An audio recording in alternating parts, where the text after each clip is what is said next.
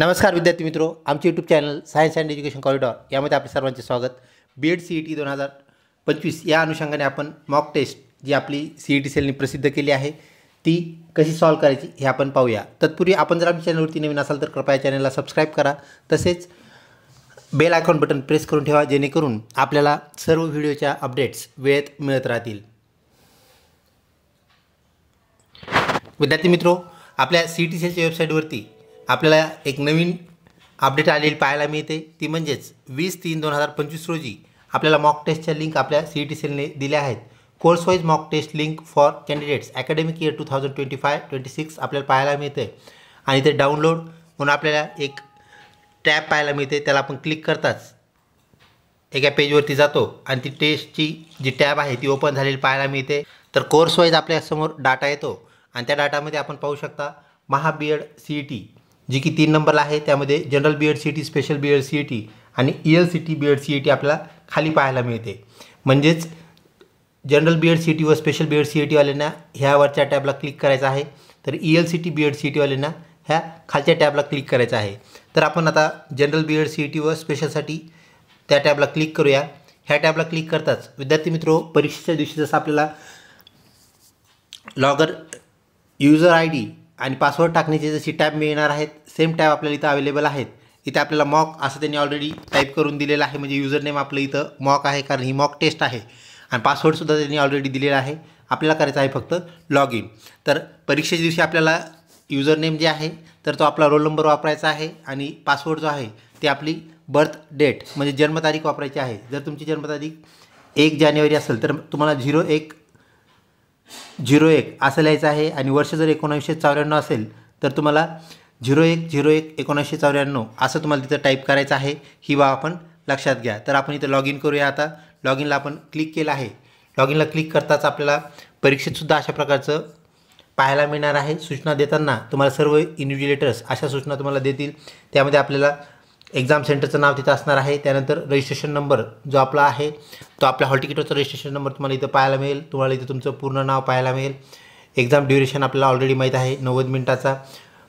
Date of examination परीक्षेची तारीख तुमच्या हॉल तिकीटवरती जी तारीख आलेली आहे ती तारीख तुम्हाला पाहायला मिळेल, म्हणजेच 24, 25 किंवा 26 मार्च ती असणार आहे। तर ती पूर्ण असणार आहे, म्हणजेच 26/03 आणि 2025 अशी ती तारीख असणार आहे। मॅक्झिमम मार्क्स आहेत 100। त्यानंतर वरती आपल्याला स्क्रॉल करायचं आहे। तर यामध्ये प्रश्न कसे आहेत त्यांनी ते सांगितलं आहे। सूचना 100 मार्काचा पेपर आहे। त्यानंतर 40 मार्क्ससाठी मेंटल ॲबिलिटी ज्याला बुद्धिमत्ता आपण म्हणू, जनरल नॉलेज ज्याला आपण सामान्य ज्ञान म्हणू 30 प्रश्न, त्यानंतर टीचर ॲप्टिट्यूड ज्याला आपण शिक्षक अभिव्यक्ती म्हणू याचे 30 प्रश्न, म्हणजे तब्बल 100 मार्काचा पेपर आपला आहे। त्यानंतर you will be given 90 minutes for answer करण्यासाठी आपल्याला 90 मिनिट दिले आहेत, म्हणजेच प्रश्न आहेत 100 आणि मिनिट आहेत 90। ही गोष्ट आपण लक्षात ठेवा। त्यानंतर निगेटिव्ह मार्किंग नाही आहे, ऑलरेडी आपण सांगितलेलं आहे निगेटिव्ह मार्किंग नाही आहे। पेपर दोन्ही भाषेमध्ये आहे, म्हणजे इंग्लिश आणि मराठी। वरती मराठीमध्ये प्रश्न असणार आहे आणि खाली इंग्लिशमध्ये असणार आहे, त्यामुळे कुठलीही तुम्हाला अडचण नाही। त्यानंतर आपल्याला इथे सर्व ज्या बाबी वाचल्यानंतर आपल्याला काय करायचं आहे, तर इथे सर्व आपण बाबी वाचलेल्या आहेत। आय हॅव रीडसाठी इथं एक बॉक्स आपल्याला पाहायला मिळतो। त्या बॉक्सला आपण क्लिक करताच टिकचं चिन्ह येतं आणि नंतर आपण काय करायचं आहे, I am ready to begin. तर I am ready to begin म्हणताच आपला टाईम सुरू होतो। तर आपण इथे पाहू शकता आपला टाईम चालू झालेला आहे। वरच्या साईडला रिमेनिंग टाईम 1 तास 29 मिनिट आणि काही सेकंड्स आपल्याला इथं पाहायला मिळत आहेत। ही मॉक टेस्ट असल्यामुळे आपल्याला फक्त इथं 10च प्रश्न आपल्याला त्यांनी दिलेले आहेत। तर हे जे 10 प्रश्न आहेत पैकी पहिला प्रश्न त्यांनी इथं स्क्रीनवरती आपला दिलेला आहे। इथं लिहिलं आहे क्वेश्चन 1 ऑफ 10। तर what should come in place of question mark in the following number series. आपल्याला खाली एक नंबर सिरीज दिली त्यांनी सांगितलं यापैकी नंबर सिरीजमध्ये क्वेश्चन मार्कच्या जागेवरती काय येईल। तर प्रश्नात आपल्याला ह्यांनी विचारलेलं आहे। आपण एक कुठलाही ऑप्शन त्याला क्लिक करूया आणि असं क्लिक केल्यानंतर आपल्याला खाली परत काही ऑप्शन्स पाहायला मिळतात। हा पहिला प्रश्न असल्यामुळे इथं प्रिव्हियस क्वेश्चन नाही आहे, आपण जस्ट नेक्स्ट म्हणूया। तर आता इथं आपल्याला प्रिव्हियस क्वेश्चनचा टॅब ओपन झालेली पाहायला मिळते, म्हणजे अशा प्रकारे आपल्याला काय करायचे आहे, उत्तरपत्रिका आपली अशी असणार आहे। त्यामुळे आपल्याला उत्तरपत्रिका याचा जो अंदाज आहे इथं येऊन जाईल। तर आन्सर क्वेश्चन ज्या प्रश्नाचे आपण उत्तरे दिले आहेत ते प्रश्न आपल्याला अशा रंगाचे झालेले पाहायला मिळतील। आपण इथे पाहू शकता आपण आता जे काही क्वेश्चनचं आन्सर क्लिक केलं होतं ते ग्रीन झालेलं आहे आन्सरने दिलेला क्वेश्चन आपण सेकंड क्वेश्चन रीड करतोय, तो 2 नंबरचा क्वेश्चन आपल्याला इथं दिसतोय. तर त्यानंतर नॉट व्हिजिटेड क्वेश्चन असे ग्रे कलरचे असणार आहेत. तर आपले खालचे जे प्रश्न आहेत विद्यार्थी मित्रो, नेक्स्ट क्वेश्चन जर केला तर सगळे क्वेश्चन आपल्याला ग्रे कलरचे पाहायला मिळणार आहेत. तर त्यानंतर मार्क फॉर रिव्ह्यू, एखादा प्रश्न जर आपण रिव्ह्यूसाठी काय केला ठेवला तर त्या प्रकारे आपल्याला तो दिसेल. आन्सर केला आणि रिव्ह्यूसाठी ठेवला आहे, त्यानंतर खालचा प्रश्नासारखं ते आपल्याला दिसेल. आणि सगळ्यात शेवटीला आपल्याला काय येईल तर आपल्याला जो आपला सबमिट करण्याचा ऑप्शन आहे तो आपल्याला पाहायला मिळेल. म्हणजे अशा प्रकारे आपल्याला मॉक टेस्ट देता येते व सर्व प्रश्न आपल्याला सॉल्व करायचे आहेत. नेक्स्ट प्रिव्हियस हे बटन वापरून आपण कोणत्याही क्वेश्चनवरती जाऊ शकतो. तसेच विद्यार्थी मित्रो, आपल्याला काय करायचं आहे, इथे पण आपण आता 10 नंबरचा क्वेश्चन आपण क्लिक करूया. 10ला क्लिक करताच आपण डायरेक्ट इथे पाहू शकता 10 नंबरचा क्वेश्चन आलेला आहे. तर 10 नंबरचा क्वेश्चन आल्यानंतर आपल्याला 10 नंबरचा क्वेश्चन इथं सॉल्व करायला येतो. त्यानंतर आपण त्याला सॉल्व करू शकता. त्याचा आपण आन्सर जे आहे आज हे केल्यानंतर आपल्याला तो आन्सर क्वेश्चनमध्ये आलेला पाहायला मिळेल. म्हणजेच आपल्याला अशा प्रकारे आपल्याला डायरेक्ट कोणत्याही क्वेश्चनवर जाता येतं.